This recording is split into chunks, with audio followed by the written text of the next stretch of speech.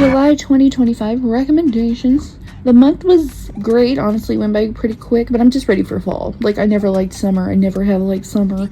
Even in school, I liked summer because I didn't have to be at school, but I don't like the summer season. So I already found some Halloween decorations, at the Dollar Tree. So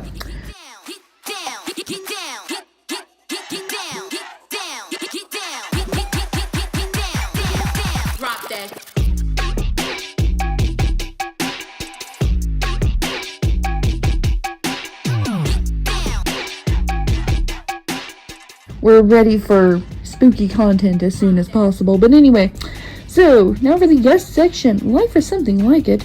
So this stars the beautiful Angelina Jolie, even though there is a scene in this movie where this woman is wearing a t-shirt and glasses and her fiance finds her unattractive. In what world? I don't know. But anyway, so basically she gets asked to change her life after someone she interviews said she'd die in 2 weeks. And it's also a romantic comedy somewhere in there. Awakenings. So this movie's really sad. So it's very sad. If you want a good cry, remember it's based on a true story, and that makes it even worse. Brought to you live by the late Robin Williams as well. Piece by Piece. So this is definitely one of the most random documentaries I've ever seen. So I think Pharrell Williams is very talented, but I didn't know he was cool enough to have a Lego movie dedicated to him in documentation form, but he did. We Were Liars. So I won't spoil the big reveal because it's the whole point of the show, and it literally, I can't do that to y'all. It really makes the show should have no real conflict at all. Because it's, in all honesty, because rich kids are too bored being super rich on their private island with their families with loads of money.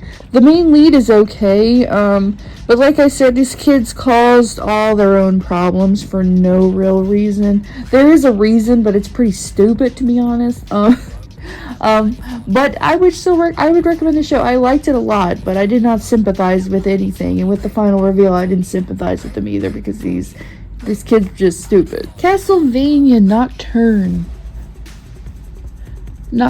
So I only watched it because Alucard returned, and once again, he was the best part of the show. But it's still not as good as the original. It really isn't, but it's better than nothing, I guess. Blades of Glory. This movie's old, but I just now seen it, and it's such a fun time. I love figure skating, no matter what form, and I love a good comedy movie. From Rock Star to Killer. This whole story is super sad and honestly heartbreaking, and it did happen, it'll probably happen again, is the sad thing. Rear Window. A classic movie about a man being really, really nosy. But he solves a murder by being nosy, so that's cool. The Intern. This is such a sweet and wholesome movie about a different generations becoming one. I love old people. The nice old people, not the rude ones, but you know what I mean. The Biggest Fan. So this actress slaps someone and has to do crazy stuff to get her fans back. But I feel like the slap was justified, Invisible. So I like how this show doesn't take the route you think it's gonna take based on the title and then the show art. But the most annoying part of the show is the lame bully. This boy, the bully in this show, is actually the biggest loser. And I don't like to call people losers because that's just not, because everyone has a different version of what they think a loser is. But this boy is actually a loser. The bully is the biggest loser in the movie. And yeah. Fired on Mars. So first off, Jeff deserves better. I'm gonna die on that hill. Jeff deserves better. I feel so bad for him when I think it is the point. I think that's the point of the show, is that he has no way home, no job, no money, no friends, no hobbies, no nothing, no girlfriend. He's supposed to feel really, really bad for him. And they succeeded in time. So the premise and look of this movie is great. Stuff would be explained more about the world and how it was founded and how they made this time system work on everybody's bodies. It's so interesting. I wish it would have been more in depth. What's your number? A girl has slept with 19 guys and tries to find her husband within the men she's already slept with. It's genuinely a funny rom-com. Honestly, great. Drink Masters. Me and my fiance love cooking competition shows, so our newest one is about casual drink makers. So it's cool. We're like a casual drinker. I like a good cocktail every now and then, you know, so that's fun. Sinners! So, this is honestly probably one of the best horror movies I've seen in years. This movie made vampires feel fresh somehow, even though vampires have been run to death. Made it feel new. I was actually scared a few times. I like how we met and cared about all of the characters way before the vampires even showed up. Like, the vampires were almost an afterthought. All the characters to have, like, their good ending, and it just didn't happen. And everybody has before the horror happens. The mixing of vampires, gangsters, and music, loved it. Was done so well. Love hurts. So this man is a realtor, and he's hiding that he's a hitman, and he put all that pain behind him, and he's a sweetheart now. I like it. Summer of '69. So I thought that this was named after the Bryan Adams song or something, but no, it's about a summer, and it's not about a summer in 1969 either, like I thought. To impress a boy, this girl wants to learn how to 69. Honestly, that's feel like that's a really hardcore, like, number one, like, to shoot straight for. But go off, I guess. She hires a stripper to teach her everything about sex, which is definitely not a good idea. Never do this. Anyway, the most unbelievable part of this movie is that it actually works without her having to have any sex, which is great. But it somehow works, and he was in love with her this entire time. Okay. Nashville. So I watched the first season, like, way back when, and honestly, I forgot all about it. And on Hulu, it told me that it was leaving in 2 weeks, and I was like, okay, now is my chance to watch it. So I just binged through this entire thing. Juliet Barnes is my favorite character, and I don't care if that's problematic. It's a show about country music singers. Ironic, because it's my least favorite genre of music, and most of the songs in the first season, the songs are pretty solid. I feel like the songs throughout are a little half-ass, and I feel like they sounded like they were trying to sell me a beer in the background. I don't know, they just didn't try very hard with the songs the further it went on, but that's fine. Superman. So I'm not going to go off on this too much, or I'm going to try not to, but it's probably going to happen because of how much I love this movie. This is the best superhero movie since Endgame. This is actually one of the best superhero movies, if not the best superhero movie I've seen in recent years, and I will die on that hill. At the current moment, I've seen it twice, and I'm still planning on a third. First off, casting, perfect. All of the natural building of the universe was great. The building blocks of his life were perfect and not shoved down your throat. So they have so many things that are established already, and I loved it. It works great, having Superman's life history, backstory, past, love story, and Lex's hatred of him already established. Perfect. We got to see his entire little Daily Planet gang, Cat Grant, Jimmy, you know, we got to have everyone established. It was great. But, like, Clark being the guy that gets the job at the Daily Planet, that already happened because everything's established, and it's amazing. The Lex in this movie did actually embody exactly what someone full of hate and jealousy would do. This Lex is the most petty villain I've ever seen. His evil plan was full on out in this world. He was ready to kill us all. Like, the cinematography was beautiful. Clark's parents are perfect. They made me cry. They did Mr. Terrific perfect. Lois, for once, it didn't slightly get on my nerves like she always does, getting kidnapped every 10 seconds. Like, it was great.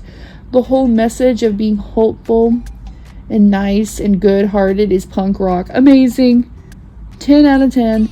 Now, Supergirl's cameo, which confirmed her movie's next. Now, this leans onto something else, a small issue that I'm going to touch on. So a big part of the new Superman movie is that his parents sent him there to take over Earth or whatever, blah, blah, blah. What I think is stupid is they said a really nice thing in the beginning. I don't find it as they're evil. It just meant you can make another Krypton, basically, and rule over these people, blah, blah, blah, whatever. because he's so much stronger than them, obviously. I don't know if it was meant to be evil. And yeah, I don't really care too much about that. I know some people are saying that they're ruining all the backstory of Superman and blah, blah, blah. And oh no, and it ruins everything. But it really doesn't, if you use your brain for 2 seconds. Supergirl's movie is based on the Woman of Tomorrow comic. A story of Supergirl being depressed because Krypton is gone, since she was a teenager when Krypton was destroyed. Obviously, if it's really an evil place where everybody wants to take over the world and twirl their evil mustaches, why would Supergirl be depressed? No, because Clark doesn't remember it because he was a baby. She does. She's depressed about it. That's why she's over here getting drunk on different planets. Not because she's mad that she can't be a ruler. Because wouldn't Kara be being a ruler like Superman? Because she actually remember their plan. So it's obvious like it was mistranslated wrong. And then they translated Kryptonian. How did they translate Kryptonian? The language is dead. Like there's so many like little plot holes in that I'm like, bro, don't think too hard about that. Like it was just like a plot device. Like I really don't think very hard about that. But some people are. Yeah, in my opinion, it's just a plot device to lean into the next story. Now for the meta section, The Accountant 2. So once again, here it is. Another time, I swear every time I do a video, we're going to keep talking about another movie that did not need a sequel. But here we are. The ending was good, in part, I guess. I liked the first movie a lot, but a sequel should be better, not basically unneeded and basically just a little subpar. The Pool Man. Chris Pine acted the hell out of this and did a great job with what he had. Drop. They did literally everything they can possibly do with the premise and the plot of this, and I do love that for them. Now for the notes section. Nosferatu. So, like, I get how the storyline could be loved by others. I do. This was a wild plot. Basically, Ellen needs to have sex with the vampire for this movie to get solved. But the movie was so long and not at all what I thought was going to happen. The movie's coloring was great, though. I will say that. That's great. But this movie just wasn't for me. No. Captain America, Brave New World. So me and my boyfriend made the mistake of coming home and watching this after our second watch of Superman. And the difference in quality is super obvious. The last 20 minutes were great. But the villain was terrible. Oh my god. It was like a villain you would see like in a Saturday like morning cartoon. It was just basic. I didn't care. I literally don't even know his name. The whole first half dragged so hard. They owe Anthony an apology because of what they did to his character. Because he wasn't even funny in this movie. Normally he's kind of funny. He got some little quips like all the Marvel people do. And he really didn't do that in the first half. It's like the first half and the last half were written by two different people. Maybe it is. I'm not going to look into that. I don't really care enough. But the difference in quality is really, really obvious. So this month's over. 1 month till summer. Let's get it out of the way.